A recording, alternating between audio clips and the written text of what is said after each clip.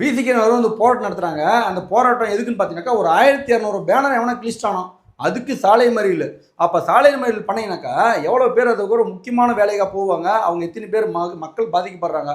முதல் போலீஸார் வந்து அப்புறப்படுத்தி இருக்கிறது, அந்த சாலை மறியல் பண்ணாங்க பார்த்தீங்களா, அவங்கள தான் அப்புறப்படுத்திருக்கணும். அதை விட்டுட்டு ஒரு தனிநபர் ஒரு சாமானிய ஒரு மீது தாக்குதல் நடத்துறது எந்த ஒரு தவறு. அதாவது வந்து பார்த்தீங்கன்னாக்கா, அந்த நபரிடம் முற்றிலுமாக விசிகேனர் முன்னாடியே வாக்குவாதத்தில் ஏற்படுறாங்க. அடிக்கும் அளவுக்கு வாக்குவாதம் ஏற்படுது. டேய் எல்லாம் முடியாது இப்படி தான் போகும்னு சொல்லிட்டு கண்டினியூட்டு வாக்குவாதம் நடந்துது. அதுக்கப்புறம் அந்த போலீஸார் வந்து தம்பி இப்படி போ அப்படின்னு சொல்கிறாங்க. இந்த பக்கம் திருப்பி போ அப்படின்னு சொல்கிறாங்க. அதுக்கெல்லாம் முடியாது இப்படி தான் போன்றாரு. தம்பி அடிச்சிட்டு போகிறோம் போன்றாரு. அந்த காவலாளி சொன்னதுக்கு உடனேக்கா அந்த பையன் வந்து அவர் காவலாளி அடித்த உடனே வேகமாக மிக வேகமாக காவலாளியை எஸ்ஐயை அந்த நபர் வந்து அடிக்கிறார். அதுக்கப்புறம் வந்து எஸ்ஐ வந்து அந்த இடத்துல கோவப்படுறார். இது எந்த ஒரு தவறும் கிடையாதுங்க. ஒரு போலீஸார் கண்டிக்கிறானா நீ போகணும். அந்த போலீஸாரை மடக்கி அடிக்கிறனா ஒரு போலீஸாருக்கு எந்த வகையிலான பாதுகாப்பு இருக்குன்றதை நீங்கள் புரிஞ்சுக்கணும். அது மட்டும் இல்லாமல் இந்த கூட்டத்தை நடத்துறதுக்கு காரணமே போலீஸார் தான்.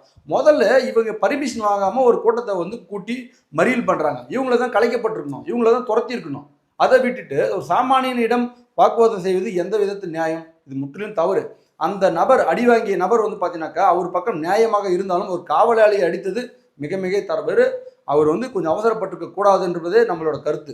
அது மட்டும் இல்லாமல் போலீஸார் வந்து ஒரு சாமானியனுக்கு தான் பாதுகாப்பு கொடுத்துருக்கணும். ஒரு சாமானியன் அடிப்பது என்றது கிடையாது. அந்த கூட்டத்தை ஏன் நடத்துறீங்க? அந்த மறியல் ஏன் பண்ணுறீங்க? முதல்ல அவங்களை கலைக்க வச்சுக்கணுமா இல்லையா? அவ்வளோ பேருந்து நிற்கிது, அவ்வளோ மக்கள் வந்து நின்றுட்டு இருக்கான் ரோட்டில். அதெல்லாம் காவலாளி தெரியலையா? ஒரு சாமானிய மனிதனிடம் வாக்குவாதம் நட்டு அவனை அடித்து அவனை துன்புறுத்தது தான் இன்றைக்கி நிலைமையா அப்படின்ட்டு பார்க்கப்படுது. ஆனாலும் காவல்துறை மீது நம்ம வந்து காழ்ப்புணர்ச்சி காரணமாக பேச முடியாது. அவரை அடித்தது காவல்துறையினர் அடித்தது மிக மிக தவறு. அதை வந்து யாராலும் மாற்ற முடியாது. இதுதான் உண்மை. நன்றி, வணக்கம்.